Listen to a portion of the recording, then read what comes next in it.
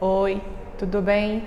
Espero que estejam bem, estudando em casa, se esforçando, que uma hora tudo isso vai passar. Bom, pessoal, hoje eu trouxe uma aula para vocês porque eu acho muito importante, principalmente para alunos do nono ano, que vocês tenham conhecimento da nossa literatura, de todos os livros que são essenciais para nós conhecermos um pouco da nossa cultura, para a gente aprofundar nossos conhecimentos. Então, dentro disso, hoje eu vou falar sobre alguns gêneros textuais, que são o romance, a crônica e a notícia. E aí, dentro de romance, eu vou falar sobre algumas obras literárias também. Então, os textos literários, eles trabalham com as palavras. E esse trabalho com as palavras, ele utiliza alguns recursos, como a conotação, como a subjetividade. E conotação, vocês sabem, que é o uso da linguagem em seu sentido figurado. E a subjetividade é, às vezes, naquelas vezes em que o autor demonstra os seus sentimentos, as suas emoções e o seu modo de ver o mundo. Então, nós temos aqui, uma breve simplificação. O romance é uma narrativa longa de ficção. Então, tem pessoas que tendem a classificar romance como se fosse um texto que fala de amor, mas não é isso. O romance aqui é um gênero textual, classificado como uma narrativa longa. E essa narrativa longa pode ser sobre amor, pode ser sobre um drama policial, pode ser sobre várias coisas. A crônica é um relato de fato do dia a dia. Então, eu vou pegar um fato que aconteceu hoje e vou fazer uma crônica com esse fato. Então, a crônica é um texto mais curto. E a notícia é um relato real. Observem que o romance é ficção é um fato inventado, né? A crônica pode misturar a invenção com a realidade e a notícia é fato real. Então, cada uma com as suas peculiaridades. Aqui o texto, a notícia, ele é considerado não literário, né?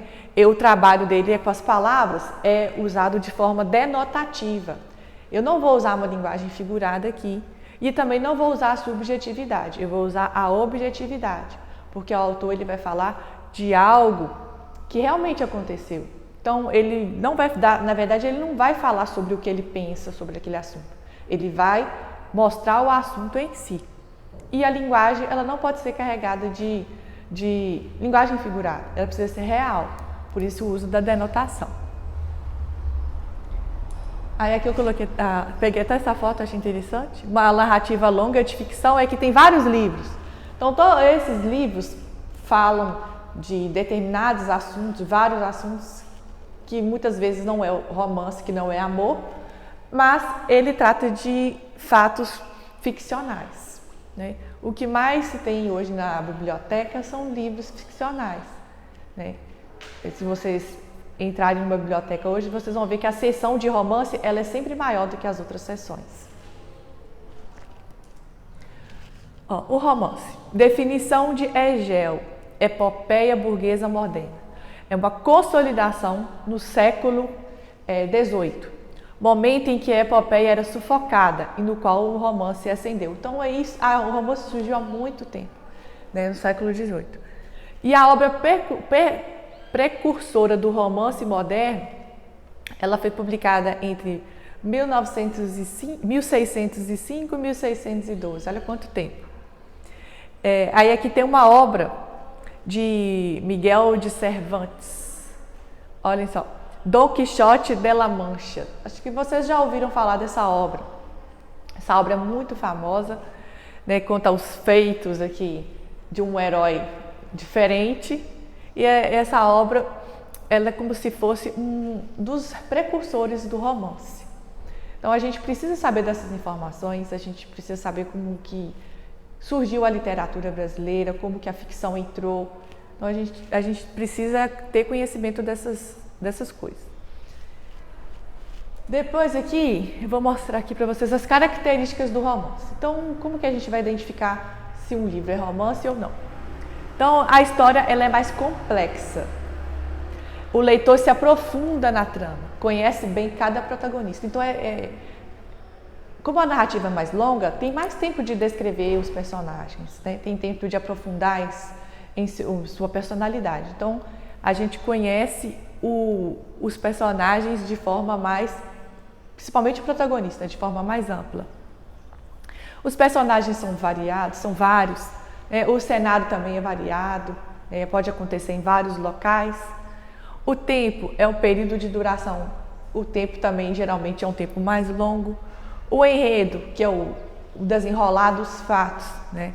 Nós temos vários acontecimentos nesse tipo de texto. E o narrador, geralmente, ele pode ser observador ou personagem. Geralmente, a maioria dos livros que nós temos em romances, os narradores, eles são observadores. Nem todo romance é romântico, igual eu falei com vocês. Podem ser românticos, de suspense, de aventura, policial, etc. Então, eu posso pegar um livro que é um romance policial. Posso pegar um livro que é um romance de suspense. Então, romance não quer dizer que é romântico. Isso aí já deve ficar bem claro para vocês. Então, nós temos aqui alguns tipos de romance, né? Que é a abordagem em relação ao que eles fazem do tema. Então, nós temos o romance urbano, que critica os costumes da sociedade. Nós temos ali uma imagem de um livro, Senhora, de José de Alencar. Esse livro, ele é um romance urbano, né?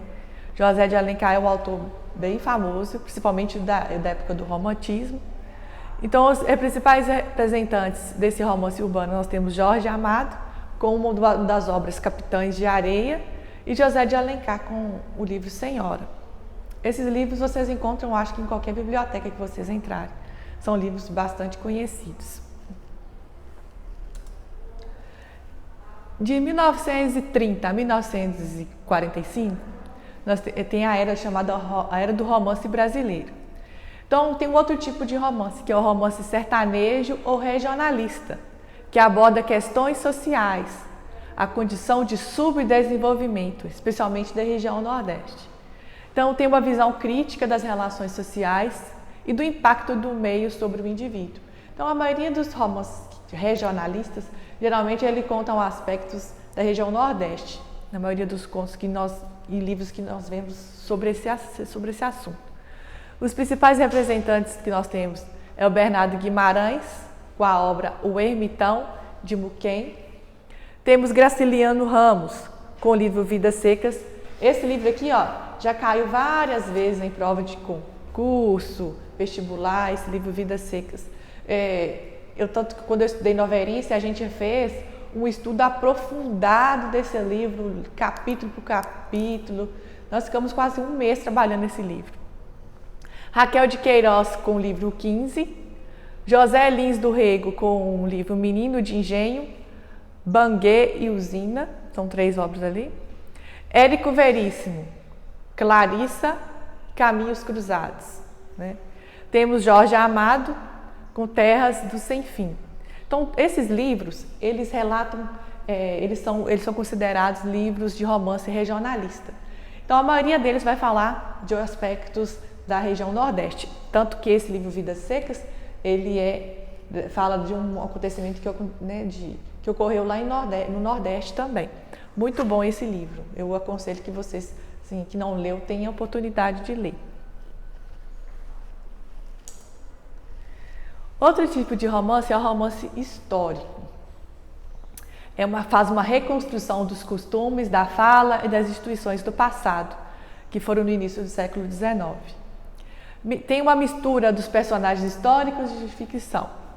O primeiro romance histórico, né, na literatura universal, chama O Waverley, de 1814, de C. Walter Scott, um livro estrangeiro. E o maior de todos os romances históricos, Guerra e Paz, que foi lançado em 1869.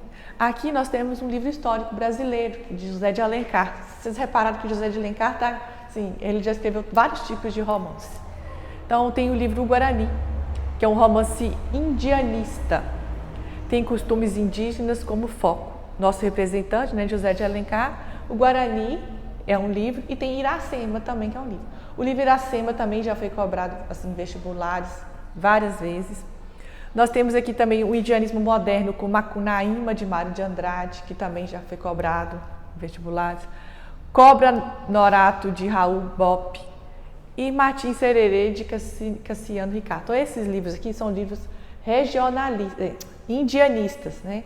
Geralmente eles falam de acontecimentos da época dos índios, mas retratam um pouco também da cultura brasileira. Então faz esse paralelo. Então são livros que vocês precisam conhecer. Eu aconselho, quem não leu, lê o Guarani, Iracema, Macunaíma. Se vocês conseguirem ler, assim, pelo menos uns 8 livros por ano, tá bom. Eu já estou assim, batendo meu recorde, eu estou lendo 12 livros por ano, um por mês. Mas isso aí é com o tempo que vocês vão criando esse hábito da leitura. Né? É muito bom ler. Temos o romance psicológico, que analisa os motivos íntimos das decisões e indecisões humanas. O primeiro exemplo, As Ligações Perigosas, de Chordelos Laclos, é 1783. Nós temos também na literatura brasileira o marco inicial Dom Casmurro, de Machado de Assis. Eu creio que você algum aí pelo menos já deve ter ouvido falar desse livro, já deve ter lido, né? Esse Dom Casmurro é uma obra muito importante na literatura brasileira. O romance gótico, que aborda toda a série de horrores, mistérios terrificantes, torturas. Então, é um livro assim, como se fosse considerado de terror, né? Então, na Alemanha produziu As Drogas do Diabo, em 1816, que foi um dos primeiros livros desse gênero. No Brasil, Álvares de Azevedo, em 1831, 1852, ele escreveu, que ele morreu, né, nessa época, A Líria dos 20 Anos, é um livro também famoso. E a coletânea de contos A Noite na Taverna, publicados após sua morte. Então, esses livros aqui são livros góticos, né? Eles têm um tom de suspense. E nós temos também o romance romântico, né? Que tem a liberdade de criação, a expressão da supremacia do indivíduo, que foi no final do século XVIII e início do século XIX. E nós temos como exemplo a Moreninha. Quando eu estudei esse livro, A Moreninha, tinha um filme sobre esse livro. Um filme assim, bem antigo. Se vocês acham que vocês entrarem no YouTube e digitarem A Moreninha, tem um filme sobre esse livro, que é uma obra muito famosa de Joaquim Manuel de Macedo. Qualquer literatura, qualquer biblioteca, vocês encontram essa literatura, que é muito importante. Então, agora vamos passar para o outro tipo que eu falei com vocês, que é a crônica, né? Que é um gênero narrativo que oscila entre jornalismo e literatura, porque ele fala de um fato que aconteceu no dia a dia, de uma forma ficcional. Então, ali tem uma capa de um livro, no slide vai dar para vocês verem melhor, né? São fatos circunstanciais, situações corriqueiras do cotidiano. Aqui nós temos episódios diversos e acidentais, flagrantes do dia a dia. Geralmente, quem escreve crônicas, ele escreve um livro e dentro desse livro tem várias crônicas. Como elas são pequenas, um livro pode ter mais de 10, né, crônicas. O comportamento de uma criança ou de um adulto é um livro, né, um exemplo. E ali tem a capa de um livro com vários títulos ali. E se vocês entrarem também numa biblioteca, geralmente vocês encontram sim, pequenas partes separadas escrito crônicas. Aí dentro desses livros, dentro dele vocês vão encontrar vários tipos ali de histórias diferentes.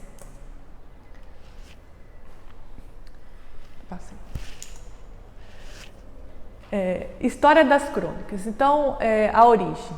Então, a palavra cronos, do grego, ou cronos, do latim, significa tempo. Então, por isso que chama crônicas, né? Antigos romanos, crônica, relato de acontecimentos históricos e verídicos. E a crônica contemporânea brasileira, né? O seu registro jornalístico no cotidiano surge por volta do século XIX, expansão dos jornais no Brasil. Então, com a expansão dos jornais, as crônicas também entraram. Como é um texto curto, né, não ocupa tanto espaço assim no jornal. Hoje em dia, todos os jornais sempre têm uma parte separada para crônica, revistas. E aí nós temos assim, como autores, José de Alencar, Machado de Assis, né? Então nós temos ora mais literário, ora mais jornalístico, né? Sempre relatando fatos corriqueiros do tempo. Então isso vai depender do autor, como que ele quer relatar. Mas crônica, no geral, ele relata fatos corriqueiros. Aqui nós temos algumas características aqui gerais. Sempre vinculada ao jornalismo. Fatos da natureza predominantemente não ficcional, né? Ou seja, geralmente é verdadeiro. Não tem organização muito definida, né? Ele é um texto mais livre, o autor ele tem a liberdade de criação. A fusão da narrativa com a expressão de opiniões e ideias. Então, no meio do texto, o autor ele pode dar a sua opinião, expressar a sua ideia. Tem uma mistura de fatos, opiniões, impressões pessoais no enunciado. A linguagem combina elementos literários com elementos de linguagem jornalística. Então, pode ter uma linguagem figurada versus objetiva, igual eu expliquei para vocês, que o autor, às vezes, ele não demonstra aquilo que ele pensa, mas isso pode acontecer, e há sempre a clareza de informações. Então, o texto de crônica é um texto muito bom de se ler, é um texto leve e, geralmente, ele tende a ter um pouco de humor também, vai depender do autor. Os índices de tempo, espaço e pessoa não estão ancorados na situação da enunciação. Então, às vezes, no momento em que foi contada a história, não é realmente naquele momento que aconteceu. Então, é isso que está querendo dizer aqui. E a finalidade, chamar a atenção dos leitores para o fato, convidando-os a refletir sobre ele e tirar suas próprias conclusões. Então, nenhum texto é criado em vão. Todos os textos são criados com alguma intenção, né? E esses textos de crônicas, eles são criados para nos fazer refletir sobre determinados assuntos que, às vezes, acontecem conosco mesmo.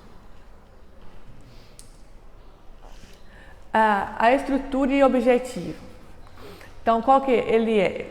É a estrutura dele. Em geral, é um texto mais curto, né? O tema, geralmente, são problemas do cotidiano. Os personagens são pessoas comuns, sem nome ou com nomes genéricos, porque no romance, geralmente, eles são nomeados, né? Como é um texto mais complexo, sem aprofundamento psicológico e apresentados em traços mais rápidos. Organizados em torno de um único núcleo e um único problema. Então, não há vários problemas na história, é somente um. E o objetivo é envolver, emocionar o leitor e levar à reflexão. Então, o ponto final da crônica é levar à reflexão. Tons da crônica no Brasil. Pode ter um tom de poesia, prosa poética, o amor acaba. Ainda tem um trechinho desse texto aí para vocês, olhem para vocês observarem. O amor acaba numa esquina, por exemplo, num domingo de lua nova. Depois de teatro e silêncio, acaba com cafés engordurados. Diferentes dos parques de ouro onde começou a pulsar, de repente, ao meio do cigarro que ele atira de raiva contra o automóvel ou que ela esmaga no cinzento repleto. Então, observam aí que é um tom assim, poético na crônica. Está relatando um fato de dia a dia, mas com um tom poético. Esse texto foi criado por Paulo Mendes Campos. Ou pode ser próximo a um ensaio, na natureza violada. Olha para vocês verem Lima Barreto. Essas gentes novas e o espírito frívolo delas, que tem ultimamente invadido este meu Rio de Janeiro, vão aos poucos matando o que ele tinha de verdadeiramente belo. À parte a violação da natureza, grandiosa, majestosa, como toda grandeza e majestade. Triste, por ser aquilo mesmo, pode-se ver em suas novas construções como esses adventícios e o seu efeito mental se apartam da terra em que ela se ergue ou são mandadas erguer. Então, o trecho da crônica, o Jardim Botânico e suas palmeiras. Então, o autor, ele pode misturar a crônica com alguns outros determinados tipos de textos. E aí vai depender da forma como que ele quer utilizar. Aqui nós temos uma crônica narrativa, a última crônica de Fernando Sabino. Aqui é uma crônica que ele relata um fato do dia a dia, um acontecimento normal que pode acontecer com qualquer pessoa. Aí eu vou deixar para vocês lerem em casa. Os tons da crônica, nós temos também, igual eu falei, as crônicas humorísticas, que são engraçadas. Temos essa crônica de Moacir Scliar, que chama Cobrança. Esse Moacir Clia, ele geralmente cria todos os textos, assim, a maioria dos textos que eu li dele são textos humorísticos, engraçados. Então ele sempre joga mais para esse lado. Aí depois vocês podem ler. E pode ter um tom sério também, outras podem ser próximas de comentários, crônicas esportivas ou políticas. Então aí tem a liberdade de criação. O último gênero agora é a notícia, né? Que é um gênero discursivo, é um texto informativo que relata os fatos reais. Aqui é só para exemplificar para vocês. Vamos supor que vocês receberam um jornal em casa e aí nós temos assim detalhadamente os pedacinhos do jornal. Nós temos o título, que é a manchete, uma fonte maior, condensa a ideia principal da notícia. Tá em cima. Nós temos o lead, que sempre fica abaixo do título, né? Que é o primeiro parágrafo da notícia, com informações essenciais, quem, o que, onde e quando. Né? Temos as informações complementares depois também do lado, desenvolvidas nos parágrafos seguintes, por ordem de importância. Temos ali a linha fina. Olhem para vocês verem um exemplo. Depois, em caso no slide, vai dar para ver melhor. Que antecipa as informações gerais sobre o fato. Temos o intertítulo, né, que pode ficar embaixo, para facilitador de leitura, aspecto específico tratado a seguir e organiza as informações em blocos menores. Então, aqui, às vezes, o autor ele quer só introduzir o assunto para depois, mais para frente, poder comentar. Então, é como se fosse um intertítulo, né? Tem um título maior e tem um título menor do lado. A notícia, nós temos aí uma pirâmide invertida, uma redação jornalística, né, exemplificando, a hierarquização decrescente, a importância das informações. O que é importante, então? Primeiro, o que aconteceu, onde e quando. Geralmente, quando eles vão divulgar uma notícia, eles já falam o que aconteceu na manchete para chamar a atenção do leitor. Né? O título é muito importante numa notícia. Depois que eles vão relatar o que aconteceu, por quê, quais as causas e consequências. Então, é como se fosse uma pirâmide invertida, né? Isso que deveria ser o início, não. É isso aqui que geralmente o foco é geralmente falar o que aconteceu e onde. Aí tem as características da notícia. Texto de esfera jornalística, de consumo rápido, ou seja, eu li, acabou, a notícia passou, no outro dia já vem outra, né? O texto é informativo, uma linguagem denotativa, não vou usar linguagem figurada, vou usar uma linguagem mais próxima da realidade. E os dados precisam ser precisos, né? Por isso que geralmente tem dados mensuráveis, contados, né? A distância, a altura, o peso muito bem determinados. Quantitativos, quer dizer, unidades percentuais, né? Por exemplo, quanto por cento de morte em acidente de trânsito, eles sempre têm esses dados bem definidos. E não apresenta nenhum ponto de vista, na verdade, aqui. Aqui é a realidade, o fato em si, não opiniões.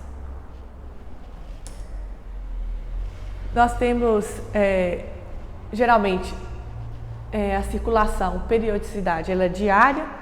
Na revista pode ser semanal ou mensal e nós temos a todo momento, né, na televisão, na rádio, internet, a atualização de informações. Vocês que são alunos, assim, alunos que estão querendo sempre ficar informados, vocês devem acompanhar, seja pela internet, pela televisão, né, tentar se informar para saber o que acontece no mundo. Aqui tem um exemplo, a apuração de uma eleição. Gera novas informações várias vezes ao dia. Eu acho que todo mundo, quando vai acompanhar a apuração de eleição, fica o dia inteiro acompanhando, porque as informações vão sendo renovadas a cada momento. Aqui nós temos um exemplo que depois vocês podem ler. Após acidente no derby, gestante enfim consegue vaga para dar à luz. Aí aqui tem o que geralmente acontece com uma notícia? Geralmente vai falar com quem aconteceu, geralmente no título já vem, né? Gestante de 17 anos, o que aconteceu, um acidente, onde e quando. Toda notícia tem que ter esses elementos. A notícia, o jornal, de um modo geral, o interlocutor é universal, pode ser para qualquer pessoa, adulto, adolescente, homens, mulheres, pessoas de diferentes classes sociais. E temos os jornais populares, que é as notícias sensacionalistas, né? Que são os textos mais apelativos, geralmente para pessoas de baixa renda. Quando eles geralmente apelam assim, é para chamar mais ainda a atenção do leitor. E a linguagem pode ser o português culto, mas tem que ser uma linguagem simples, porque tem pessoas que ainda não têm tanto conhecimento da linguagem culta, às vezes não consigam entender. Então, meu português culto, mas uma linguagem simples. Frases curtas e a ordem direta, ou seja, sujeito, verbo, predicado. Então, gente, essa aula aqui de hoje foi sobre esses 3 tipos de gêneros, mais aprofundados, né? Porque da outra vez eu falei sem aprofundar, de uma forma geral. Mas espero que isso possa ser um incentivo para vocês lerem mais e buscarem mais conhecimento, tá ok? Até a próxima aula.